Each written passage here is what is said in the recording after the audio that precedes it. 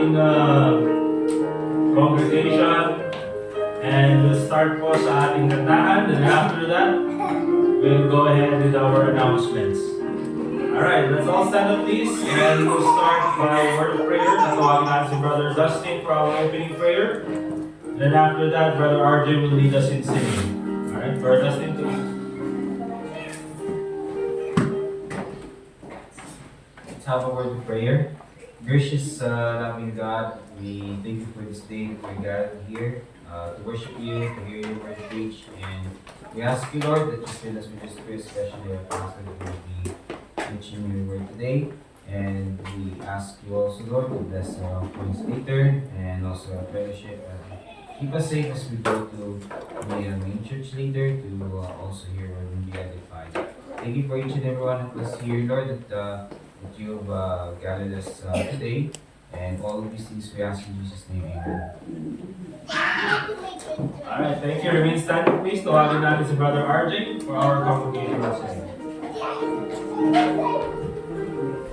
Let's open our books po on page 24.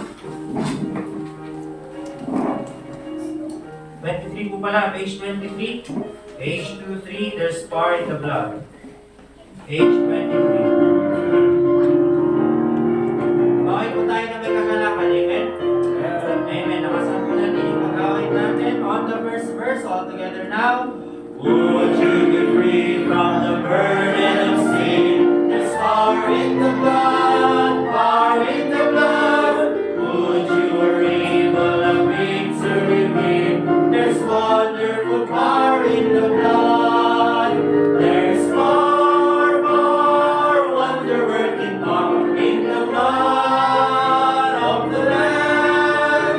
There is far more wonder-working power in the precious blood of the Lamb. Would you be free from your passion and pride? There's power in the blood, power in the blood. Come for a cleansing to Calvary's side. There's wonderful power in the blood.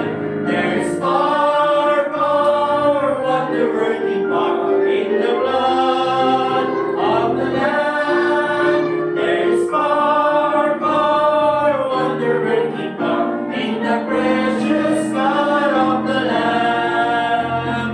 Would you be whiter, much whiter than snow? There's power in the blood, power in the blood. Sin stains are lost in its life-giving flow. There's wonderful power in the blood.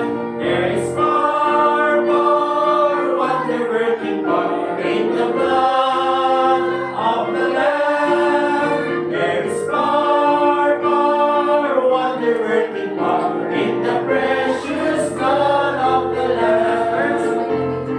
Would you do service for Jesus your King? There's power in the blood, power in the blood. Would you live daily His praises to sing? There's wonderful power in the blood. There's far more wonder-working power in the blood of the Lamb. There's far more wonder-working power in the precious blood of the Lamb. Amen. You may be seated po. Kantayin po natin yung page 22. Yung katabi niya, are you washed in the blood? Page 22, are you washed in the blood? On the first verse. I'm convinced to Jesus for the cleansing power. Are you washed in the blood of the Lamb? Are you fully trusting in His grace, His arm? Are you washed in the blood of the Lamb? Are you washed in the blood, in the soul cleansing blood of the Lamb? Are your garments spotless, are they white as snow? Are you washed in the blood of the Lamb?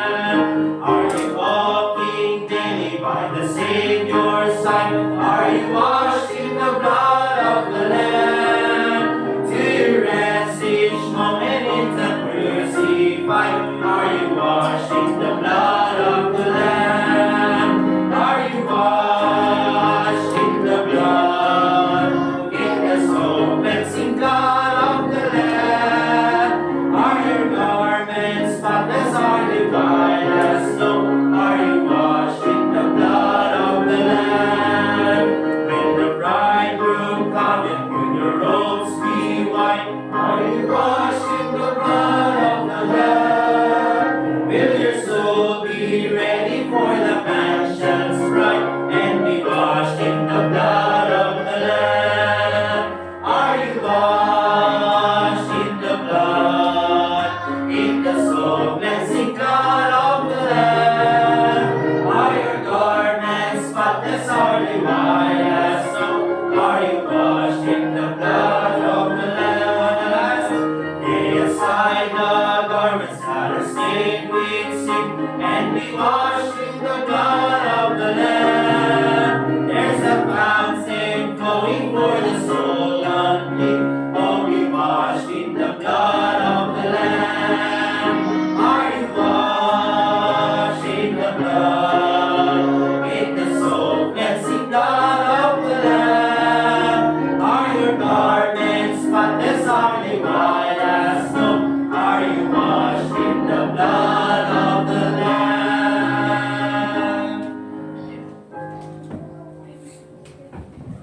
Alright, good morning sa ating lahat. Are you happy this morning? Say amen. Alright, glad na makita kayo ngayong umagang ito. We're also glad na kasama natin sila Brother Harvey and Sister Christine. Again, there are friends from or brethren galing po sa Agoo. Okay, pumunta pa sila dito para mag-attend galing ng Agoo. Hindi, dito sila sa Baguio na nag-attend. Pero they're members of Harvest Baptist Church. Alright, so again, let's go ahead dun sa ating mga announcement. Again, February 2nd, yun po yung ating first Sunday of the month ng February. Kaya make sure na mag-attend po kayo so that after po nung ating lunch, we'll have Mexican food sa time na yun. Ewan ko na sa inyo mga kapatid kung anong Mexican yan or mix na lang. Mexican sasabaling na fish. Okay? But yun po yung gagawin natin sa February 2. Also yung schedule natin ng soul winning, ang naka-confirm ay si Brother Dustin ng 3 p.m. ng hapon doon sa Burnham. And then 3 p.m. rin dito sa Gibraltar ng hapon every Saturday yung kay Brother Dustin doon sa Burnham and then dito sa Gibraltar ako naman. Okay, since ako rin naman yung nandito ng Saturday. Si Sister JC, inya schedule mo ngayon ba? 10 a.m. After daily shift mo. Inya usually nga papapanang. SM, wow. Oh. Yung mga gustong mag-soul winning sa SM, mga kapatid. Since andun na rin lang kayo, 10 a.m. namin niya nga daw? Every day, okay. So, contact yung Sister JC, okay? Yung sa mga ladies, exclusively sa mga ladies, who want to go out soul winning, kasama yung Sister JC, 10 a.m. dun sa SM, okay? After nyan, manood kayo doon, Mufasa, mga showing doon. Bahala na kayo, hindi. Pero doon siya nagsa-soul winning, okay? So, samahan niyo siya. Brother Anthony, what's your schedule? Wednesday, 4 p.m. here.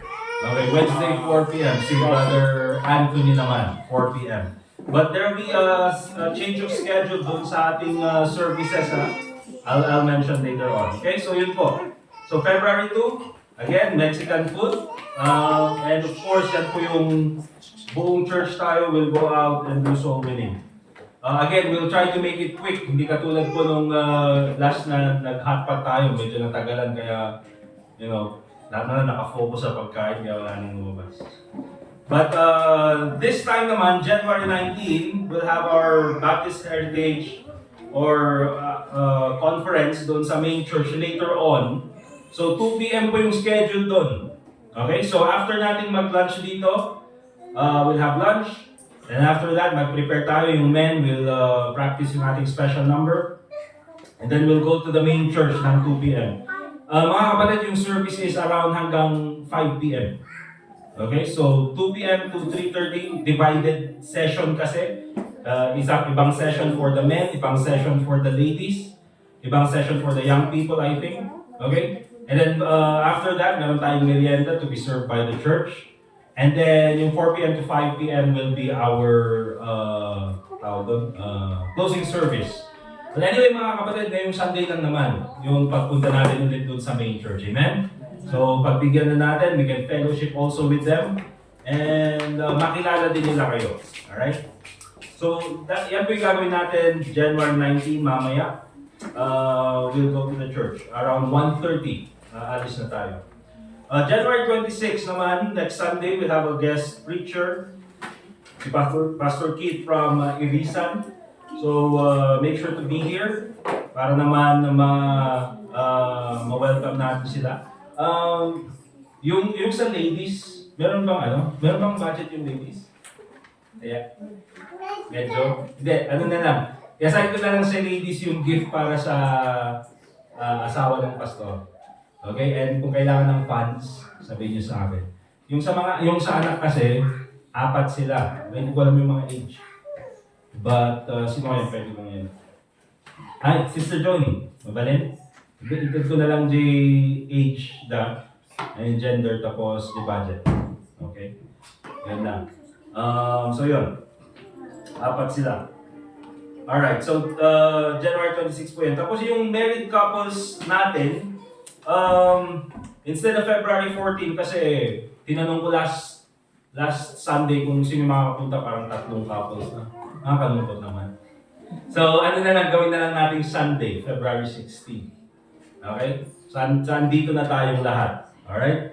And since ang gagawin na lang natin is magla-lunch na lang, kasi nga yung kinausap ko rin na may spa, tinaas nila yung presyo, sabi ko wag na. Okay? Just prepare na lang 1,000 para lang doon sa ating lunch. So naghanap ako doon sa mga restaurant. Yung 1,000 sobra na yun. Okay? Gagawin na lang natin, we'll have lunch all together, lahat tayo mga married couples. And then, chip in na lang doon sa bayad. Pero inisip ko, Grand Video or naghanap ako. Or ano pa yung isa? Amare. Matry naman natin yun. They moved, I think, down to town. Where?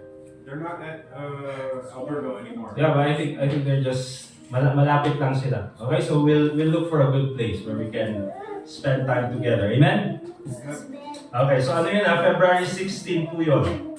And of course, while nandun yung mga couples, especially yung mga may babies, may mga toddlers, the young people will be asked to stay here to take care dun sa mga toddlers. Okay? Amen, mga young people?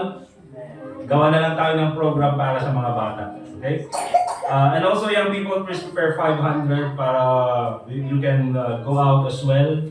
Please, wag na kayong makipag-date sa kung sino mag-i-invite sa inyo. Let's have fellowship na lang, okay? Alright, and again, remember mga kapatid, meron tayong prepare na cash assistance para sa mga kailangan mag-taxi papunta dito sa church. Yan po ay ginagawa natin para po sa lahat ng members ng church natin who are hindi man kailangan ng assistance, but it's also a way na magawa natin na mas convenient yung pagpunta natin dito sa church. Okay? Naintindihan naman natin mga kapatid na mahirap yung magbiyahe dito, especially pag traffic, especially kapag may mga daladalang mga baby and toddlers. So, wag po kayong mahiyang tanggapin yung cash assistance if ever may iaabot sa inyo or kung kailangan nyo, sabihin nyo lang po. Okay? And ang gagawin po natin, nag-announce ako nung Wednesday that wala tayong service last Wednesday. And in-announce ko po yan dahil yung bagong work ko is night shift. Okay? So naka-night shift ako and naka-full time yung tawag doon, yung schedule ko doon. So ang gagawin na lang muna natin mga kapatid for the meantime, I'm not sure kung magiging yun yung permanent schedule ko. But ang sabi kasi, if ever medyo mas tumagal ako dun sa company, maybe I can request na ibahin ko yung schedule ko. But for now mga kapatid, hindi tayo muna magkakaroon ng schedule ng Wednesday evening. Instead, we'll have it on Sunday afternoon. Amen? Yun na lang po yung gagawin natin. Since Sunday afternoon, andito na lahat, or Sunday, andito na lahat, we'll just have lunch, and then, magkaroon tayo ng isang lesson, and then also yung ating prayer meeting, And then we'll meet again on the next Sunday. So, for the meantime, mga kapatid, wala muna tayong Wednesday services. Amen? Okay? So, please understand na lang. Pati, ang tawag doon, Ilocano na tayo dyan. Muna pagbigyan. Pagpasensya. Pagpasensya nyo na lang ako. Okay? Although I'm your preacher, pero pag uwi ko ng bahay, I'm a father, I'm a husband, I'm the eldest also doon sa aming family. And of course, lahat ng mga responsibility na yan, nasa akin. Alright? But, yun po yung gagawin natin for the meantime. Okay, so those are our announcements for this day. Let's all stand up, please. Tawagin natin si Brother Anthony for our Bible reading. And after that, Brother RJ sa ating congregational singing.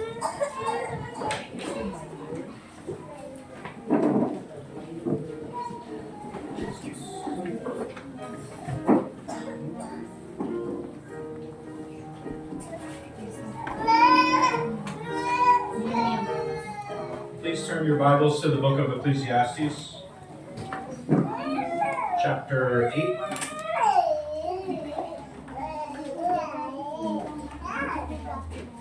Ecclesiastes chapter 8.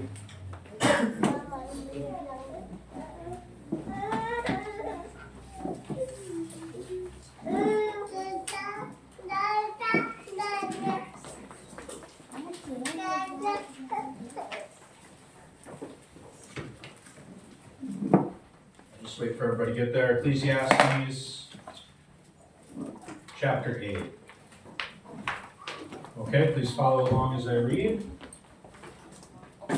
Who is as the wise man, and who knoweth the interpretation of a thing? A man's wisdom maketh his face to shine, and the boldness of his face shall be changed. I counsel thee to keep the king's commandment, and that in regard of the oath of God. Be not hasty to go out of his sight, stand not in an evil thing, for he doeth whatsoever pleaseth him. Where the word of a king is, there is power, and who may say unto him, What doest thou? Whoso keepeth the commandment shall feel no evil thing, and a wise man's heart discerneth both time and judgment. Because to every purpose there is a time and judgment, therefore the misery of man is great upon him. For he knoweth not that which shall be, for who can tell him when it shall be? There is no man that hath power over the Spirit to retain the Spirit, neither hath he power in the day of death, and there is no discharge in that war, neither shall wickedness deliver those that are given to it. All this have I seen and applied my heart unto every work that is done under the sun. There is a time wherein one man ruleth over another to his own hurt. And so I saw the wicked buried, who had come and gone from the place of the holy, and they were forgotten in the city where they had so done. This is also vanity, because sentence against an evil work is not executed speedily. Therefore the heart of the sons of men is fully set in them to do evil. Though a sinner do evil 100 times and his days be prolonged, yet surely I know that it shall be well with them that fear God, which fear before him. But it shall not be well with the wicked, neither shall he prolong his days, which are as a shadow, because he feareth not before God. There is a vanity which is done upon the earth, that there be just men unto whom it happeneth according to the work of the wicked. Again, there be wicked men to whom it happeneth according to the work of the righteous. I said that this also is vanity. Then I commended mirth, because a man hath no better thing under the sun than to eat and to drink and to be merry, for that shall abide with him of his labor the days of his life, which God giveth him under the sun. When I applied mine heart to know wisdom, and to see the business that is done upon the earth, for also there is that neither day nor night seeth sleep with his eyes. Then I beheld all the work of God, that a man cannot find out the work that is done under the sun, because though a man labor to seek it out, yet he shall not find it. Yea, farther, though a wise man think to know it, yet shall he not be able to find it. Alright, thank you, Brother Anthony. Let's be seated, please. Pwede na po tayong umupo. And tawagin natin si Brother RJ for our congregational singing. Okay? And then after that, yung ating young people para sa kanilang special number. Page 31 po mga kapatid. Believes. Page 31.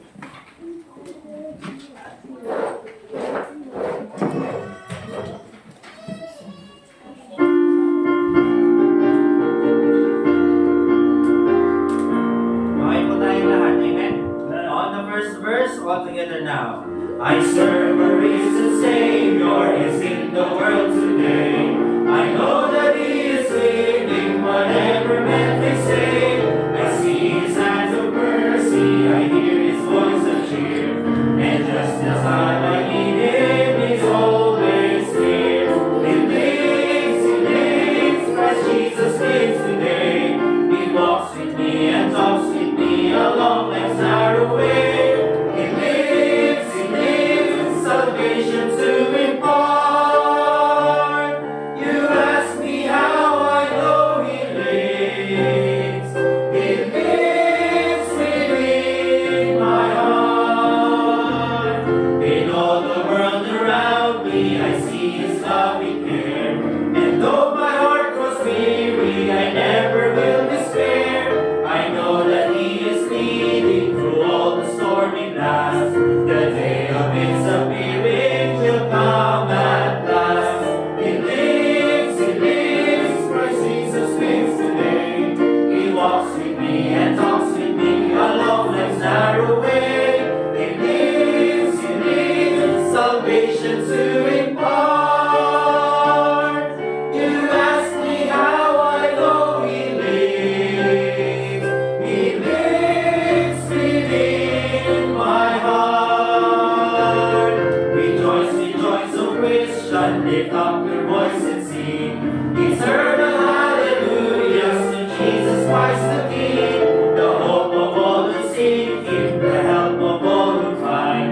None other is so loving, so good and kind. He lives, Christ Jesus lives today. He walks with me and talks with me along life's narrow way.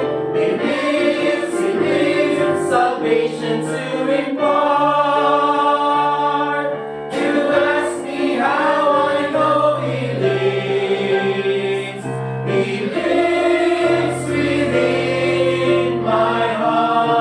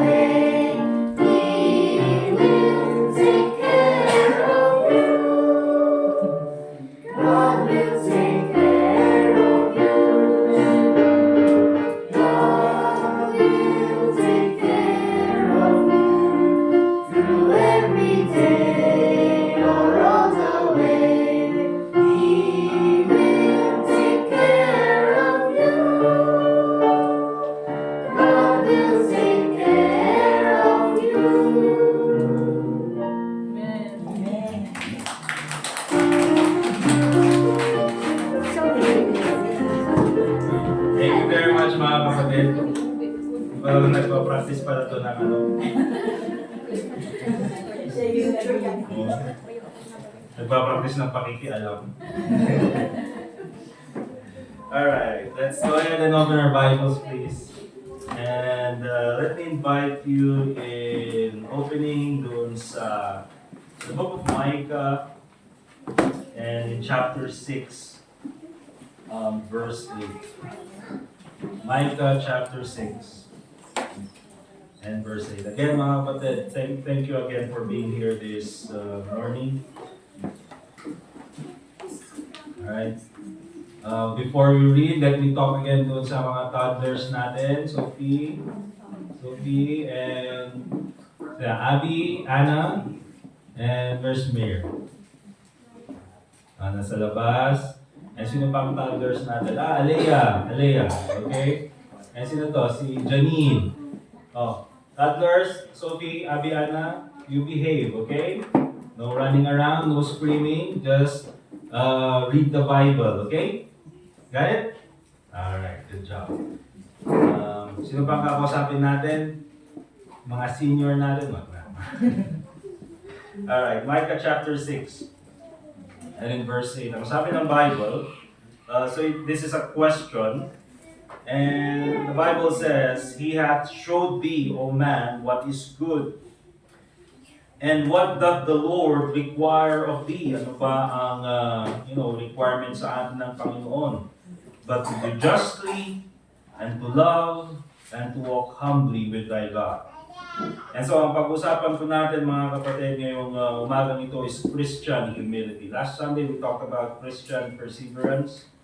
Ngayon naman, we will talk about Christian humility. Let us pray. Dear God, Heavenly Father, once again, we thank you for this time na pwede po kami mag-aaral ng iyong salita. We pray, Lord, that ikaw po muli ang mabigyan ng kapurihan sa lahat ng aming gagawin. I pray, Lord, that ikaw po ang magbigay sa amin ng karunungan through the Holy Spirit nang sa ganun po ay may paliwanag or maintindihan namin ng maayos ang iyong salita. Ganun din po sa akin, Panginoon, nang sa ganun po ay may paliwanag ko rin ng maayos ang iyong salita sa iyong mga anak. So once again, Panginoon, ikaw po sana ang maging gabay namin sa oras na ito.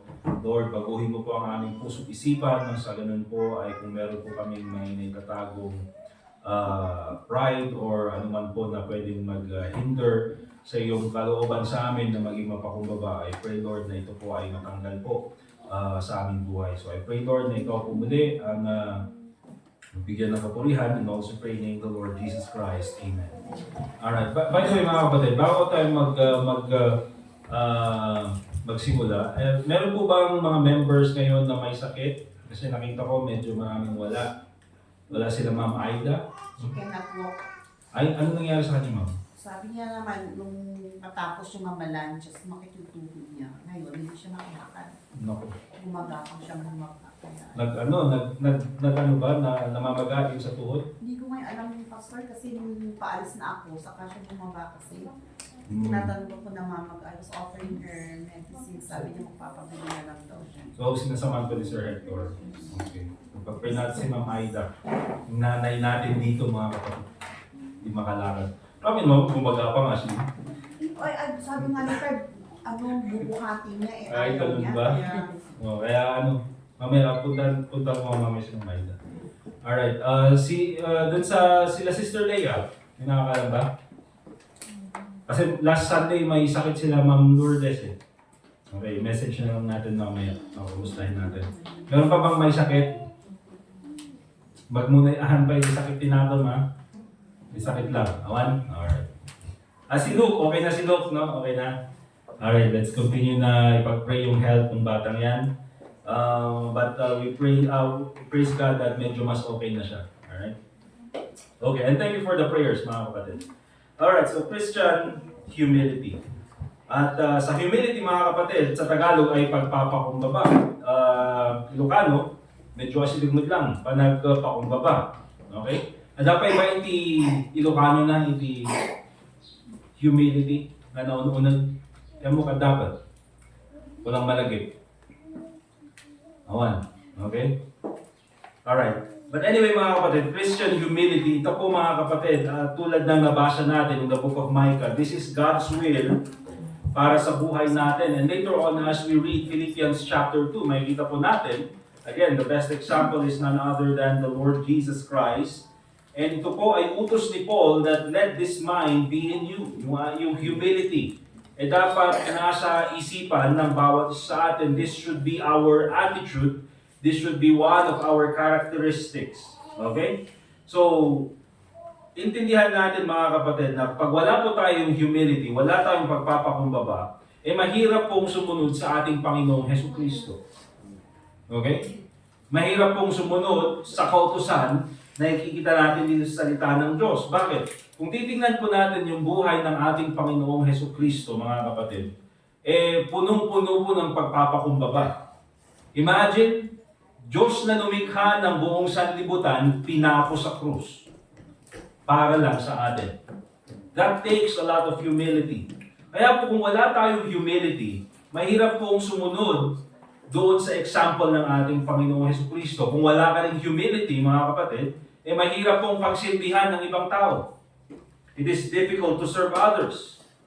And so, very important po ang humility or pagpapakumbaba sa buhay natin bilang mga mananampalataya. And I believe this is something that we should work on. And I believe that kung meron mang mga grupo ng tao na mapagpakumbaba dito sa balat ng lupa, dapat ang mga Kristiyano. Okay? So, unang-una, tingnan po natin the necessity of humility. Okay? Yung necessity, bakit ito kailangan sa buhay natin. Look at James chapter 4, verse 6. James chapter 4, verse 6.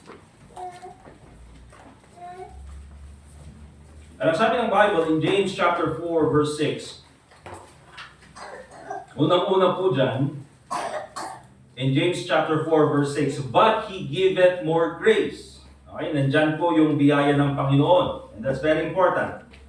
At ang sabi ni James, wherefore He saith, God resisteth the proud, but giveth grace unto the humble. Ang Panginoon, mga kapatid, kung ikaw ay itataas mo ang iyong sarili, He will resist you. Okay? Pero kung ikaw ay magpapakumbaba, bibigyan ka niya ng biyaya. And again, we'll go to that verse later on. Pero dito natin makikita, mga kapatid, the necessity of humility talaga. That if you want to be, I would say, successful in life, kung gusto mong may marating ka sa buhay, kung gusto mong maging ma-impluwensyang tao, kung gusto mong magamit ng Panginoon, there is no room for pride. Dapat meron tayong humility. Dapat nasa ugali natin yung pagpapakumbaba. Let me just give for example. In salvation, humility is very important. Okay? Sa kaligtasan, mga kapatid, humility, yung pagpapakumbaba ay important. Remember this, we are saved by grace. Amen? But I believe, and I would argue, mga kapatid, that for those na inabot ng Ebanghelyo, and even tayo, when we share the gospel, you see, it takes a lot of humility na tanggapin at aminin sa buhay natin na tayo ay makasalanan. Okay? I mean, doon pa lang sa approach natin, minsan kakasapin mo yung tao, sigurado ka bang sa langit ka pupunta kapag ka ikaw ay namatay? And of course, meron yung mga magmamagaling, sasabihin nila, sigurado ako sa langit. At meron naman mga kapatid, and in all honesty, because dahil na siguro sa kanilang religion, pwede nilang sabihin na oo. But, of course, in all honesty, marami din magsasabi na hindi nila alam. But when you go to the other question, or doon sa pag-present ng gospel, anong sasabihin mo? Ang sabi ng Bible, lahat tayo ay makasalanan. Okay, so ipapakita mo sa Bible, Romans chapter 3, verse 23, for all have sinned and come short of the glory of God. Inaamin mo ba na ikaw ay makasalanan? And of course, sasabihin nila, yes, again, it takes a lot of humility. And it takes more humility na aminin na ikaw ay pupunta ng impyerno. Sabi ng Bible, for the wages of sin is death, but the gift of God is eternal life through Jesus Christ our Lord. Okay? Nang nakita natin na tayo ay makasalanan, ngayon, inaamin mo ba na ikaw ay makasalanan papunta ng impyerno? Yes, it takes a lot of humility, mga kapatid. And again, it takes a lot of humility na aminin na hindi mo kayang iligtas ang sarili mo. Na walang ibang pwedeng magligtas kundi ang ating Panginoong Hesukristo. You see? So kahit po mga kapatid, sa ating kaligtasan, humility is very important. Let me show you Luke chapter 18 para po makita natin. Na isa po sa hindrance sa maraming tao, why they do not get saved or why they reject the gospel is because of their pride. Dahil po sa kanilang, anong pride? Sa Tagalog. Yabang ba? Yabang? Parang arrogance yata yun eh. Ano ba ang pride? Sa Tagalog. Pag yabang kasi, parang arrogance. Tama ba? Ang yabang naman nun. Pag pride, ang ma-pride naman yun. Yun, pride. Ang mapagmataas, tama. Okay, mapagmataas. Huwag yun lang tignan yung noo ko, mga kapatid. Conscious ako. Mataas. Ano yan? Tunay na Pilipino yan, mga kapatid. Taas noo kahit kanino. Alright. Pero tignan na sa Luke chapter 18, verse 13. Anong sabi dito? Okay? Tingnan nyo dun sa verse 11 na, the Pharisees stood and prayed. Verse 10, para maintindihan. Two men went up into the temple to pray, the one a Pharisee and the other a publican. So yung Pharisee, ito yung religious leader. Okay, yung publican naman, ito yung publicly na alam nilang makasalanan kasi nga tax collector, corrupt doon sa harapan ng mga tao. And so, nandun sila sa temple para manalangin. Verse 11, the Pharisee stood and prayed thus with himself. Ano sabi niya? God, I thank thee that I am not as other men are, extortioners, unjust, adulterers, or even as this publican. Ano sinasabi niya? Yung mapagmataas yung kanyang ugali, mga kapatid, at sinasabi niya na, buti na lang, Panginoon, hindi ako katulad ng iba na yan, mga magnanakaw, yung mga mamatay tao, o hindi katulad ng publican na ito. Pero tignan po natin, mga kapatid, verse 13, and the publican standing afar off, sa verse 13, would not lift up so much as his eyes unto heaven, but smote upon his breast, saying, God, be merciful to me, a sinner. Makikita po natin, mga kapatid, yung Pharisee, anong pinapakita niya? Yung kanyang good works. Pero yung publican, nakita niya na siya ay makasalanan. And then in verse 14, I tell you, this man, yung publican, went down to his house justified rather than the other. You see, what's the difference there, mga kapatid? Humility. Okay? Yung publican, inamin niya na siya ay makasalanan. Yung Pharisee naman, pinagmamalaki niya yung kanyang sarili. And so even po sa ating kaligtasan, mga kapatid, humility is very important. Hindi lang po sa ating kaligtasan, but even in relationships. Humility is very important. See, kung wala pong humility sa isang relationship, whether it be husband or wife, whether it be friends, okay, whether it be members sa loob ng church, whether it be parent and child. By the way, mga kapatid, parent and child, if there's someone who should humble themselves, it should be the child. Remember that, mga kapatid. Wag po sana katulad ng example na, ba't mo sinuntok yung tatay mo? Dalaban kasi Pwede dinanong mo ni tatang mo, ba't lumaban ka doon? Alam mo, kakabsat, huwag naman sanang dumating sa ganun, mga kapatid. Remember, I believe sa aking pananaw that if there's always, the relationship between parent and children, kahit na gaano na yung age nung anak, I believe that the child should humble themselves before their parents. Okay? But in relationships, kailangan po yan. For example, sa mag-asawa, you see, if there's no humility, at palagi na lang mapagmataas yung ugali ng bawat isa, walang aamin ng kasalanan, or walang aamin, or walang magpapakumbaba at hihingi ng apology, or magsusorry, hindi magiging maayos yung relationship, mga kapatid. Ganun din po sa mga magkaibigan, ganun din po sa loob ng church. Okay? So even in relationship, you see, humility is very important. And oftentimes, mga kapatid, yan po yung nawawala. Oftentimes, kung meron lang sanang magpapakumbaba, there are many relationships na nasisira dahil lang sa pride. Dahil lang both parties don't want, to humble themselves before each other. But it's very important. And hindi lang yan, mga kapatid. Pagpapakumbaba, humility is important in success. Alright? Let me give you the example. For example, si King Nebuchadnezzar. Na nung siya ay nakita niya yung kanyang kaharian, akala niya siya na yung pinakamalakas or siya na yung pinakamataas na hari sa balat ng lupa during his time, and pinagmayabang na ito. Anong ginawa ng Panginoon sa kanya? God humbled himself. Alright? Tinanggal niya yung kanyang karunungan, tinanggal niya yung kingdom kay Nebuchadnezzar. Bakit? Gustong ipakita ng Panginoon na kung wala siya, wala ang Panginoon, mawawala lahat kay Nebuchadnezzar. And that should be revealed sa bawat isa sa atin, mga kapatid, na kung ano man yung marating natin sa buhay, okay? Kung ano man yung gustong marating natin sa buhay, remember this, humility is very important. You cannot get what you want to get to without humility. Kaya ang sinasabi ng iba, the only way up is down. Kung gusto mong, makapunta or makaangat sa buhay, you need to humble yourself. You need humility. It also important, mga kapatid, if you want to be successful, that you allow others to help you. Okay? Remember, hindi lahat ng sa aspeto ng buhay ay kaya mong gawin na mag-isa ka lang. It also needs humility minsan sa buhay natin na kailangan natin tumanggap ng tulong ng iba. Because the truth is, mga kapatid, wala pong bawat sa atin ang sabihin natin self-made man. We need God, we need others, we need our family. It's also very important when it comes to leadership. Okay?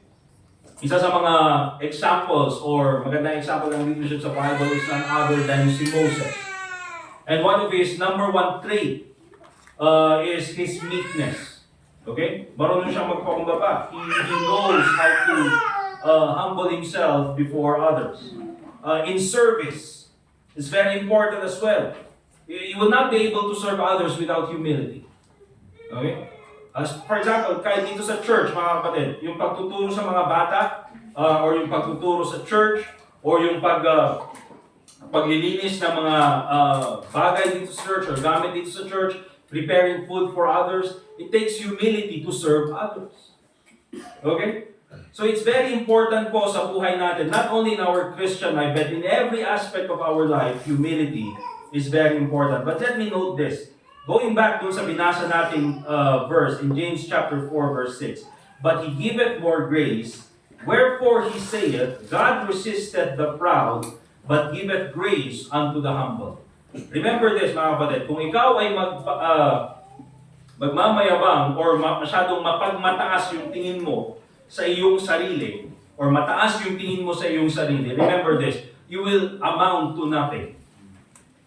Wala kang mararating sa buhay. But remember this, if you know how to humble yourself, kung meron kang pagpapakumbaba, ang promise ng Panginoon sa iyo is not actually success, but grace.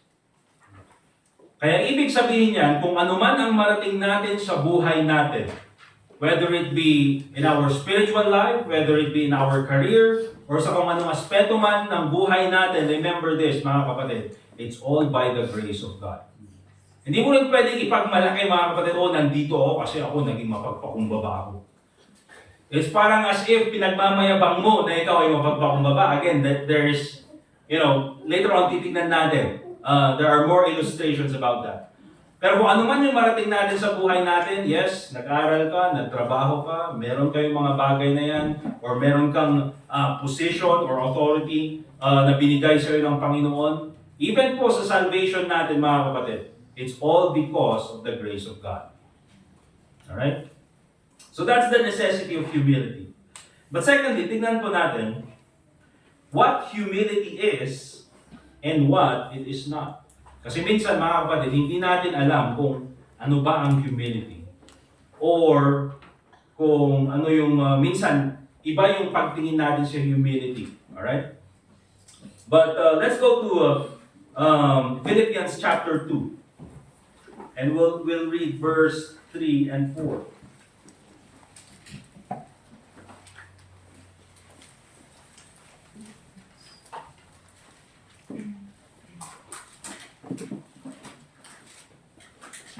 And the Bible says in Philippians chapter 2, verse 3 and 4. Sabi ng Bible, let nothing be done through strife or vain glory, but in lowliness of mind, let each esteem other better than themselves. Look not every man on his own things, but every man also on the things of others. Okay, so unang-una, let's take a look at what humility is. Ano ba talaga ang humility? First of all, pag sinabi natin humility, this is recognizing our dependence on God. Again, tulad ng binasa natin kanina mga kapatid, kung ikaw magpapakumbaba, ang bibigay sa iyo ng Panginoon is His grace. And when it comes to the grace of God, mga kapatid, yan po yung kailangan natin sa buhay natin. Whatever aspect in life, ang kailangan natin ay biyaya ng Panginoon. Okay? When you go through difficulties, when you go through problems, anong kailangan mo? It is the grace of God. Kung meron kang trabaho at kailangan mong gawin itong mga bagay na ito, minsan hindi mo kaya, so ang kailangan mo is biyaya ng Panginoon. When you are in a relationship, difficult circumstances in life, ang kailangan mo is none other than the grace of God. Okay? So, recognizing our dependence on God. Pag nakita po natin yan, mga kapatid, our action will follow suit. Minsan kasi, akala natin, kaya natin yung buhay natin. Na without God, we can go through, we can sail through life. And that is evident, bakit? Because we do not even pray. Or we do not even read the Bible. Kaya akala natin, we are already expert dun sa mga kailangan natin gawin na hindi na natin kailangan dumepende sa Panginoon. I can do this on my own. Okay?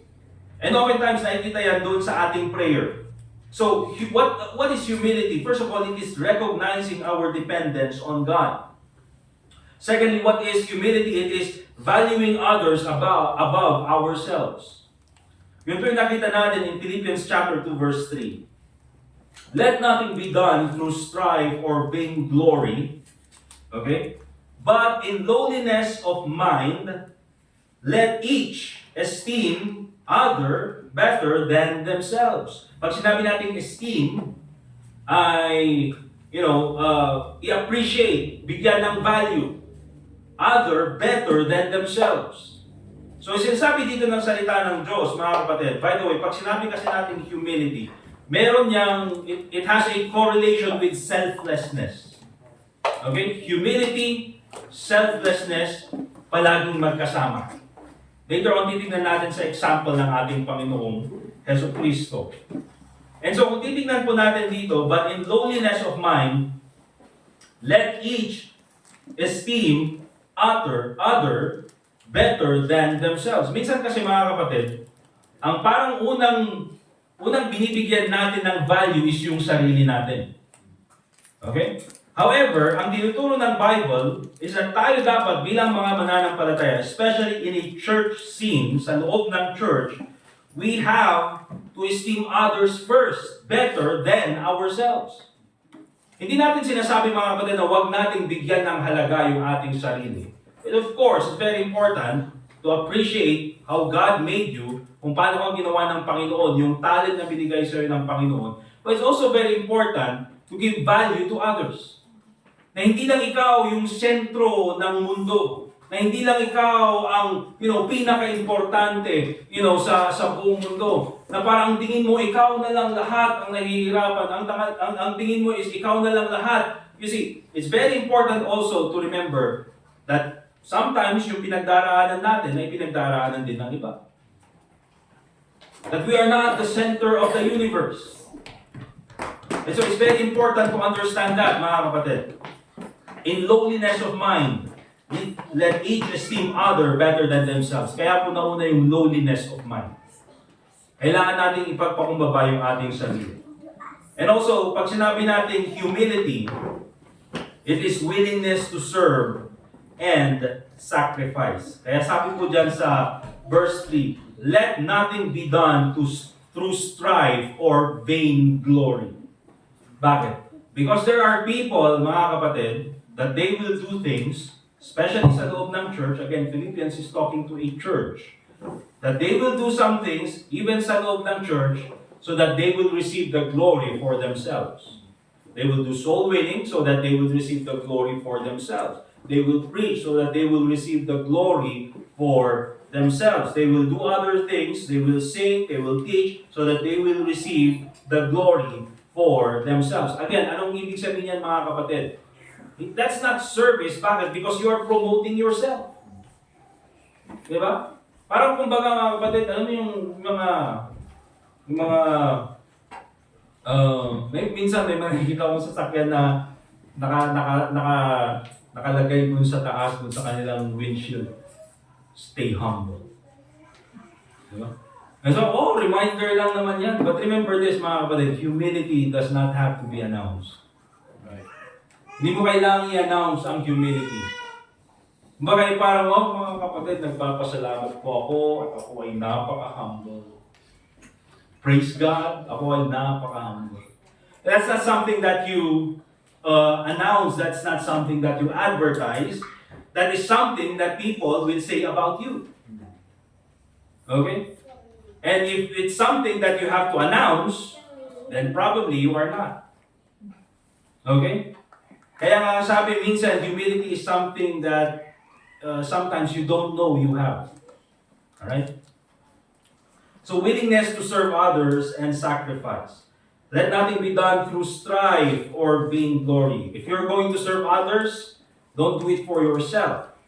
Okay? What humility is not, remember this, pag sinabi natin humility, it is not a weakness or a lack of confidence.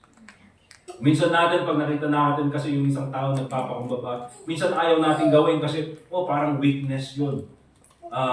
Well, it's not, mga kapatid. Again, tulad ng sabi natin, one of the attributes ng isang napakagaling na leader when it comes to Moses, for example, was his meekness. And sometimes there truly are people who will truly undermine leadership. Nakikita po natin yan in many churches. There are people who will tell the pastor what to preach, what to do. You have to do this, you have to do that. Okay? And sometimes, mga kapatid, you can't control those from people. Right? But the thing is, it's not a weakness. It's not also a lack of confidence. So it's very important, mga kapatid, na makita natin kung ano ba talaga ang humility and what it is not. Alright? But still, para makita natin kung ano ba talaga ang tunay na humility, let's take a look at the example of the Lord Jesus Christ. We'll go to Philippians chapter 2, verse 5 hanggang verse 8. Because Christ is the ultimate example of humility.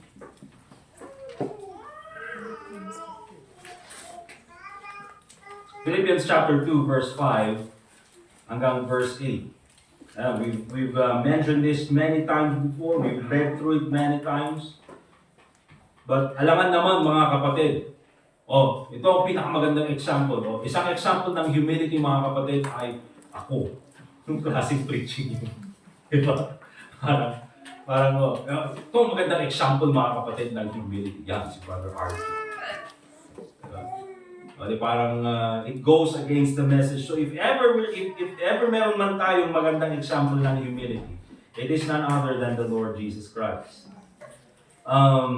Again, basahin natin. Sabi ni Paul, let this mind be in you which was also in Christ Jesus.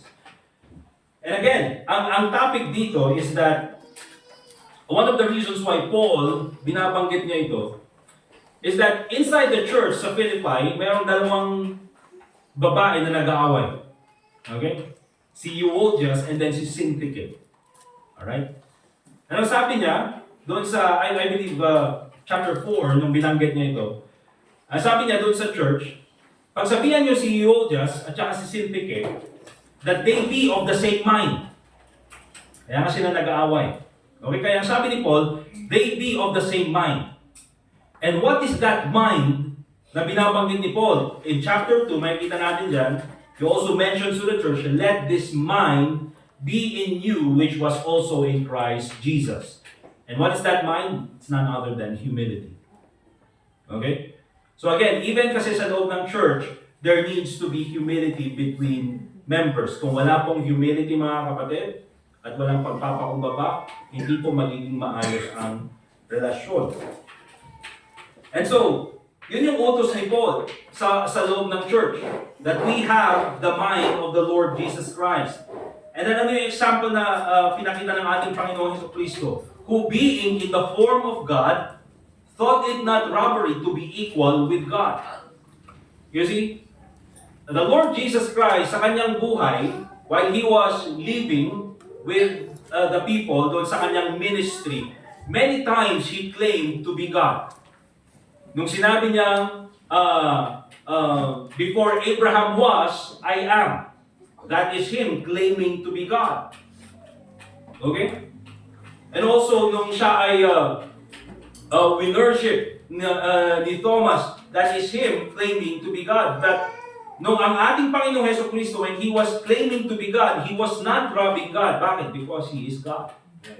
And nung sabi niya ganyan, thought it not robbery to be equal with God. Wala siyang ninanakaw sa Panginoon. Bakit? Because He is God. And in verse 7, although He is God, but made Himself of no reputation. Ibinaba niya yung kanyang sarili.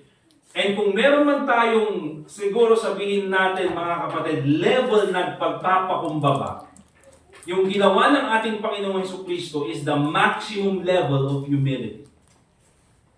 Bakit? God, nagkatawang tao. Panginoon na lumikha sa lahat, pinahirapan ng tao. Panginoon na nagmahal sa atin, ipinako sa krus. God Almighty, but He humbled Himself. So that is the maximum level when it comes to humility. Made Himself of no reputation and took upon Him the form of a servant. Hindi lang sinabing human, mga kapatid, but took upon Him the form of a servant and was made in the likeness of men. And being found in fashion as a man, He humbled Himself and became obedient unto death. Remember yung prayer ng Panginoon in the Garden of Gethsemane? Okay? If it be possible, let this cup pass from me. Nevertheless, not my will, but thine be done. See, hindi niya inisip yung kanyang sariling kalooban, although merong sariling kalooban ng ating Panginoong Jesucristo, pero inuna niya yung kalooban ng Panginoon, and then inuna niya tayo. So, kung titignan po natin mga kapatid, humility always comes with selflessness. It's inseparable. And He became obedient unto death, even the death of the cross. Kaya po mga kapatid, kung meron man tayong example ng humility, let us always take a look at the example of the Lord Jesus Christ. Kung sinasabi mo na, baka apihin ako pag ako ay nagpakumbaba, well, that's what happened to the Lord Jesus Christ. O baka ganito yung gawin sa akin pag ako'y nagpakumbaba. Palagi na lang ako yung nagpapakumbaba. Bakit na lang ako na lang kailangan kong magpakumbaba? Ganito nga yung ginawa sa akin, ako na lang yung palaging magpapakumbaba. Remember this. If you humble yourself, God will give you grace. That is a promise from God. Huwag po nating isipin mga kapatid na kapag tayo ay nagpakumbaba ay may mawawala sa atin. Walang mawawala sa iyo. Di ba?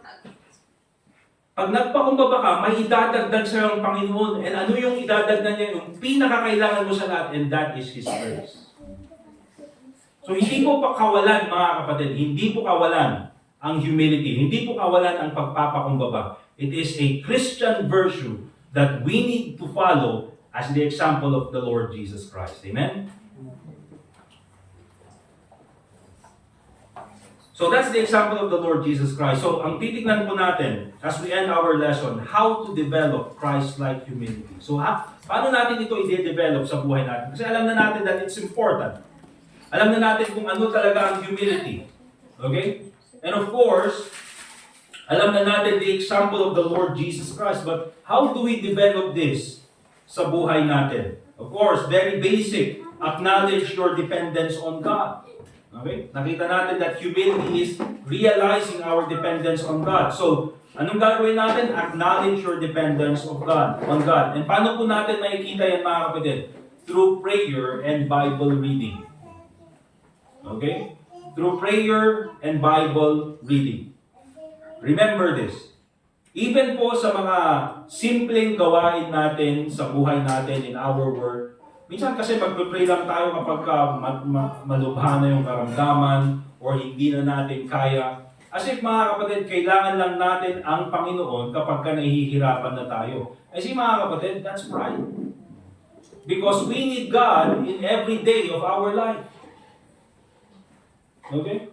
So kahit na simpleng bagay lang mga kapatid, kailangan nating ibigay sa Panginoon. We also need to read God's Word. We have to depend doon sa doon sa salita ng Diyos. And let me just give this to you as a challenge, mga kapatid. We've already memorized this last year sa church natin. But again, if you would always memorize Philippians chapter 2 verse 5 hanggang verse 8, so that you will always be reminded of the Lord Jesus Christ's humility. Okay? And meditate on that. Kasi yung Bible, mga kapatid, it was given to us to be read. But also, ang utos ni Joshua is so that we will also meditate on the Word of God. And I believe, mga kapatid, so palagi natin yung binabanggit, palagi natin recite or palagi nasa isip natin, Philippians chapter 2 verse 5 to 8. Minsan there are times that you are tempted to be proud, tempted na, maging mapagmataas sa sarili mo. I believe if that verse comes to mind, you will always remember Christ's humility. Okay? So acknowledge your dependence upon God. Secondly, remember this. Practice serving others without recognition. Okay? Pagsilbihan natin ang ibang tao, whether it be dito sa church or kahit saan, mga kapatid, gawin natin without recognition. Okay? Huwag natin gawin para, palakpakan ako ni boss. Or makita ako ni preacher. Huwag natin gawin, mga kapatid. Because pag ganun yung isip natin, you're doing it for yourself. Let's go to Matthew chapter 6. Ito po yung utos na binigay sa atin ng ating Panginoon Jesucristo.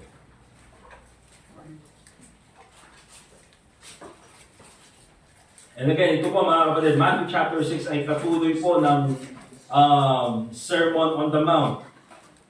Matthew chapter 6. And basahin po natin, tingnan nyo, verse 1 hanggang verse 4. Okay? Ang sabi ng Bible, take heed that ye do not your alms before men, yung pagbibigay sa mga nangangailangan. Okay? Huwag niyong gawin yan before men to be seen of them. Okay? Huwag niyong gawin yan na, para maging pakitang tao lang para sabihin nila na, ginagawa nila. Kaya mga kapatid, wala po akong believe doon sa mga influencer or doon sa social media na tutulong sa ibang tao tapos naka-video. Diba?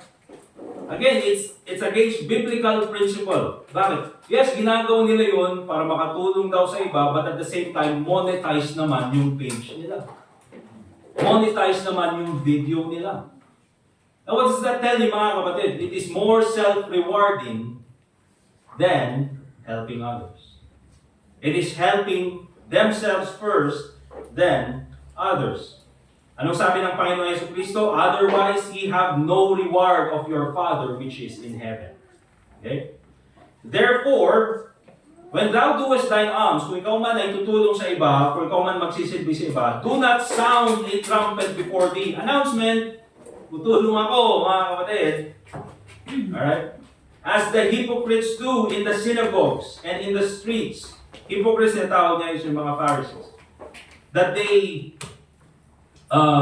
may have glory of men. Yan po yung vain glory. Kaya po minsan mga kapatid, ang tawag ni Paul talaga dyan is vain glory. Because it's meaningless glory. Yun po ang ibig sabihin ng vain. Meaningless glory. So what if men like you, if men praise you? Kung hindi ka naman, hindi naman naayon sa Panginoon, hindi naman kalugod-lugod sa Panginoon, it's meaningless. Okay? Verily I say unto you, they have their reward. Pinalakpakan na ng tao. But when thou doest alms,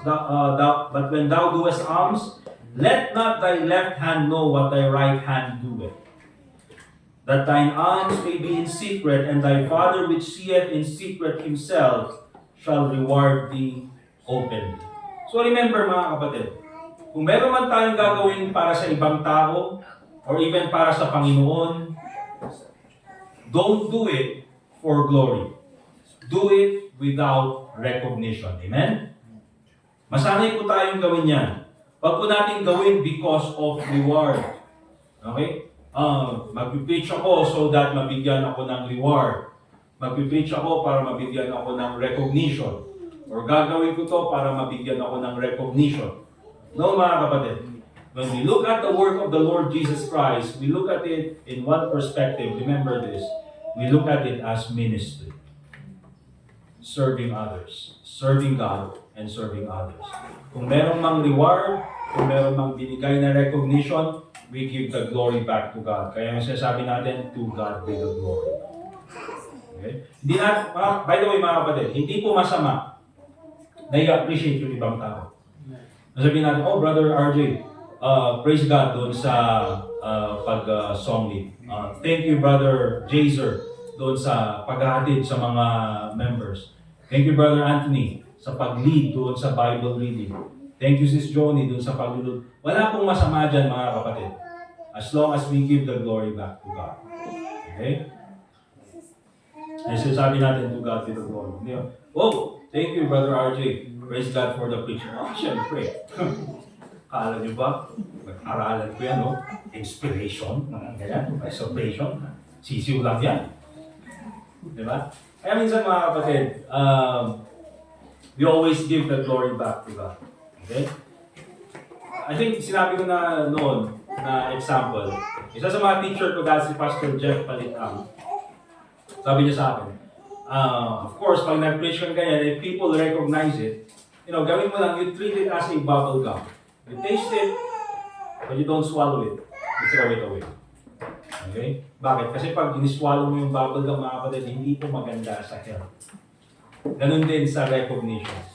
You don't own it, you give it back to God. Alright?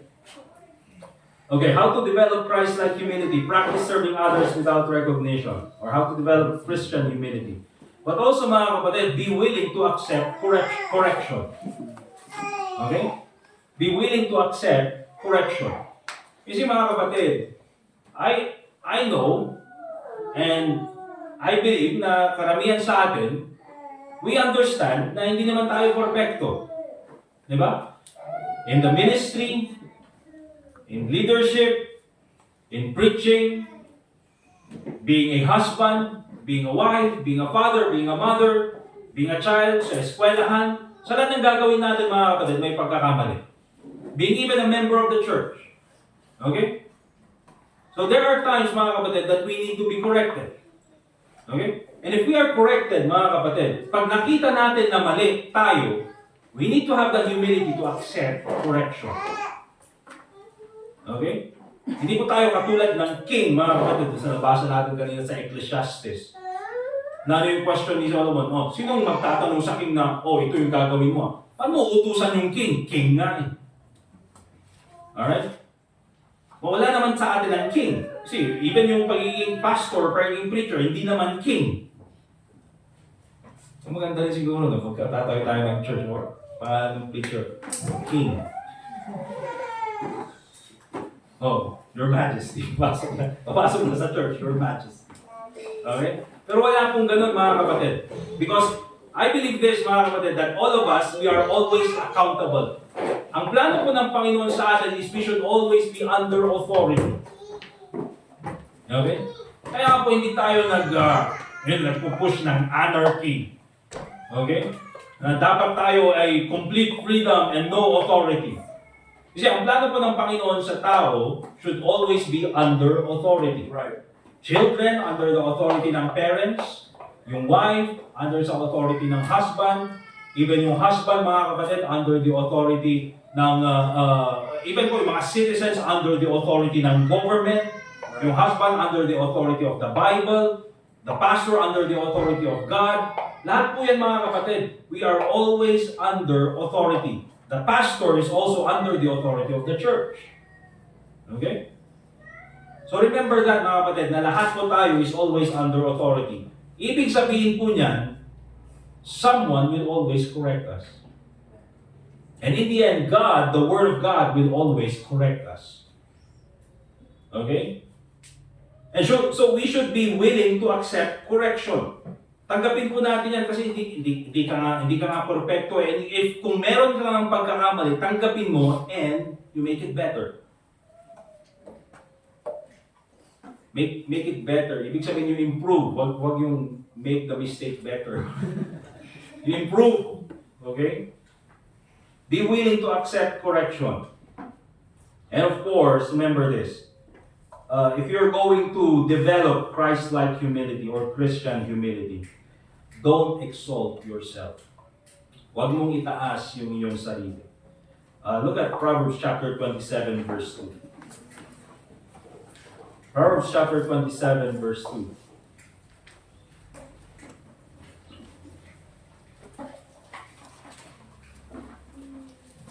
And it's a good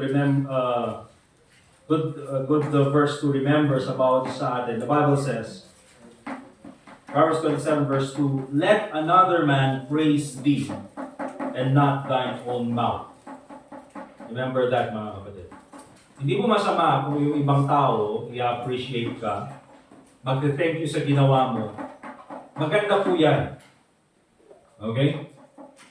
But, kung ikaw mismo ang mag-praise sa sarili mo, okay? Or itataas mo yung sarili mo, you see, there's something wrong with that. Let another man praise thee and not thy own mouth.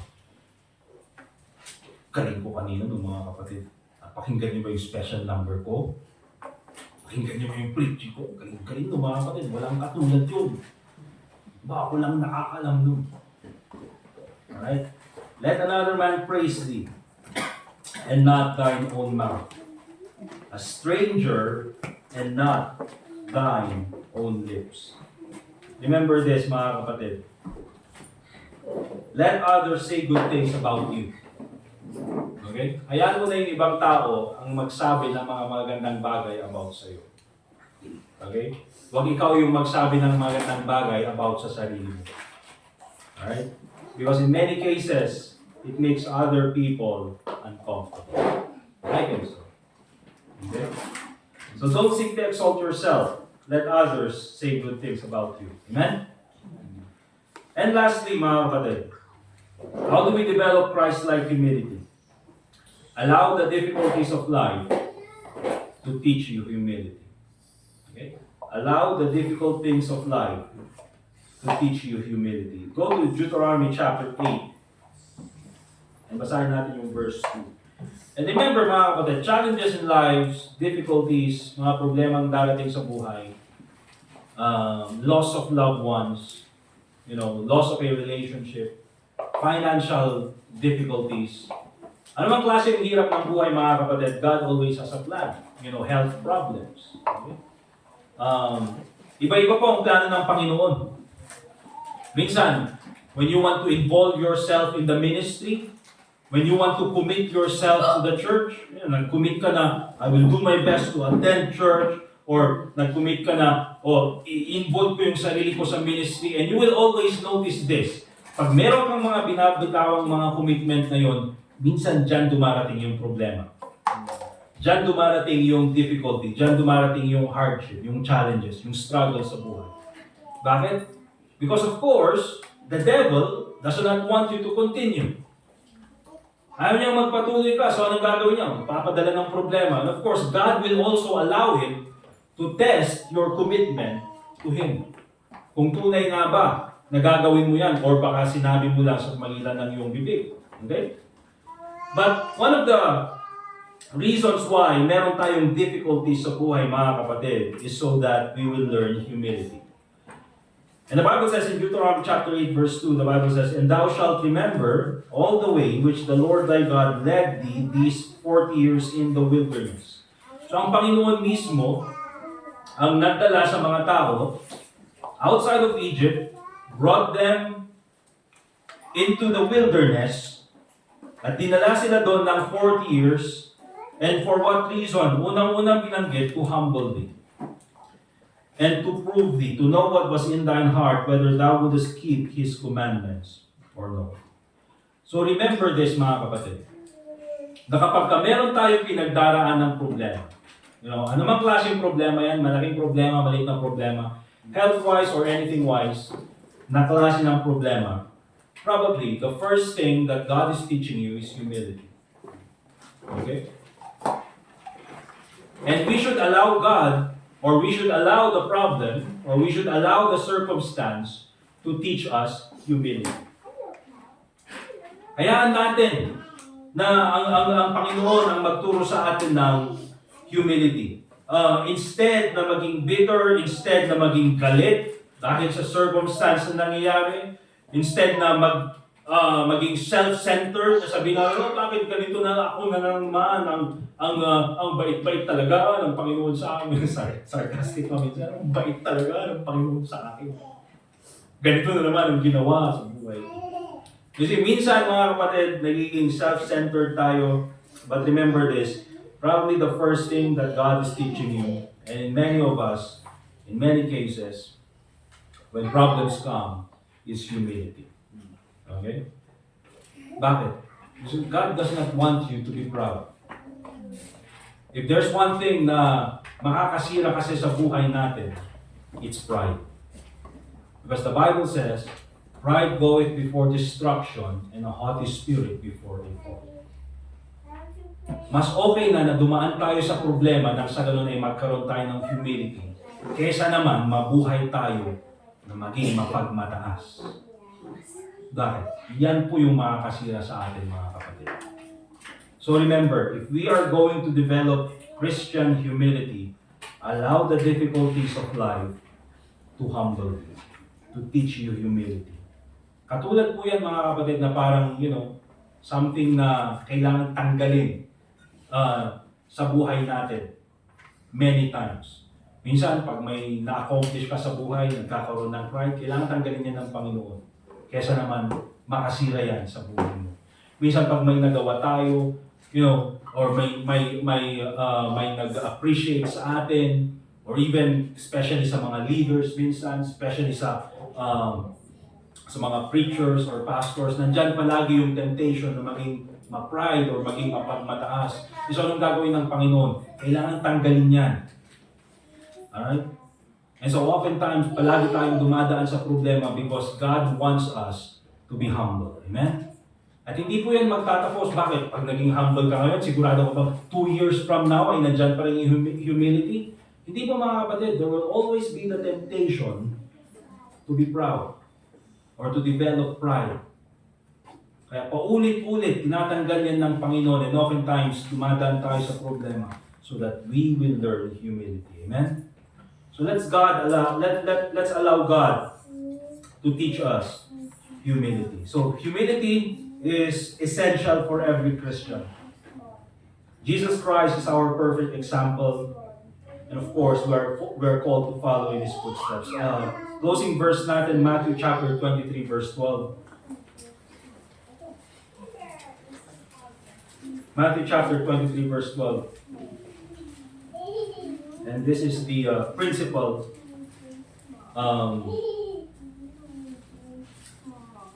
that we should always understand and remember in developing Christian humility. The Bible says, "And whosoever shall exalt himself shall be abased." Itataas mo yung sarili mo, you will be put down. Okay? The Bible says, the Lord Jesus Christ Himself says, and he that shall humble himself shall be exalted. Okay? So, again, mga kapatid, humility is very important sa buhay natin bilang Kristiyano. I hope and I pray that we'll always develop humility in our life. Amen? Let us pray. Dear God, Heavenly Father, once again, we thank you for this time that we can listen to your word. Thank you, Lord, sa presensya ng bawat isa. Thank you, Lord, sa pakikinig ng bawat isa. Salamat din po, Panginoon, sa iyong salita na aming nabasa at nagbibigay sa amin, Panginoon, ng reminders in our Christian life. I pray, Lord, that ikaw po sana ang patuloy na mag-mold sa bawat isa sa amin according to your will. So that there will come a time, Panginoon, that in every advance of our life, in every day of our life, the closer we get to becoming like you, becoming like the Lord Jesus Christ. Nakatulad po niya, Panginoon, na siya ay naging mapagpakumbaba. I pray, Lord, na ganoon din po kami, kami po ay maging mapagpakumbaba. Lord, please continue to guide us and continue to strengthen us as we go through every day of our life. Help us depend on you. Help us remember the importance and the necessity of humility sa buhay namin. So I pray, Lord, na ikaw po sanang magbago sa kaisipan at puso ng bawat sa amin. And hindi ko po ito magagawa, Panginoon, as a preacher. I can only preach your word, but it's the Holy Spirit that can change the hearts and minds of each and every one of us. Lord, I pray that you allow your word to work in the hearts of each and every individual this morning. So I pray, Lord, na ikaw po sana mabigyan ng kapurihan as we continue in our service this morning, and also pray in the Lord Jesus Christ. Amen. Let's continue to pray, mga kapatid. And we have our altar dito sa harapan. It's open. You can come forward and pray. Anything that you want to give to God, any commitment na gusto niyong gawin sa Panginoon, go ahead and bow the knee.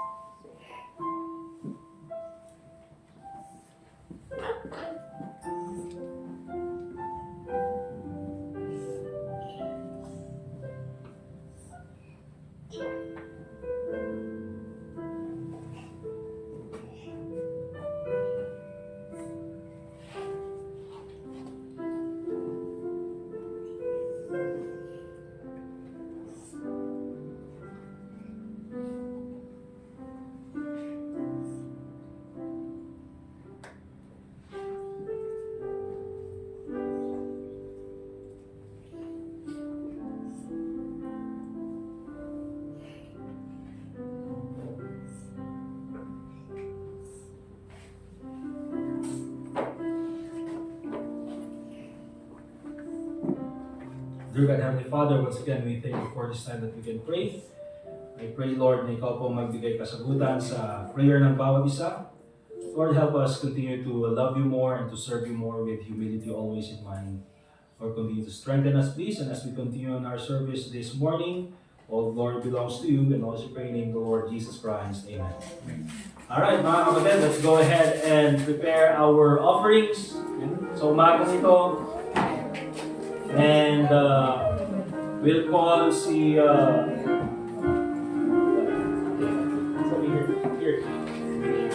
we'll call si Sino at si John Mark.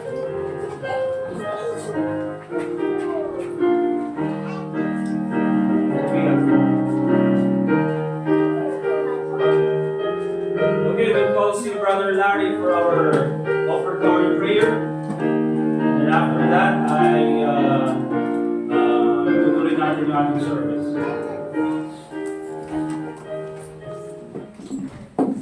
Magdal naman sa kararat ko.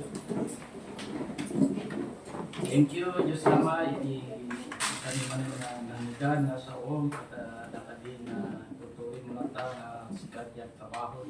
Iyag mi, Salamat kali sa mga idawat mi mati kakali pa ng division iti dati mga offering nga kami alaan katali iti dati mausa para iti pakaydayawan mutla iti manti kami idawat ng kararating ka tinalan ta ni Jesus. Amen. Amen.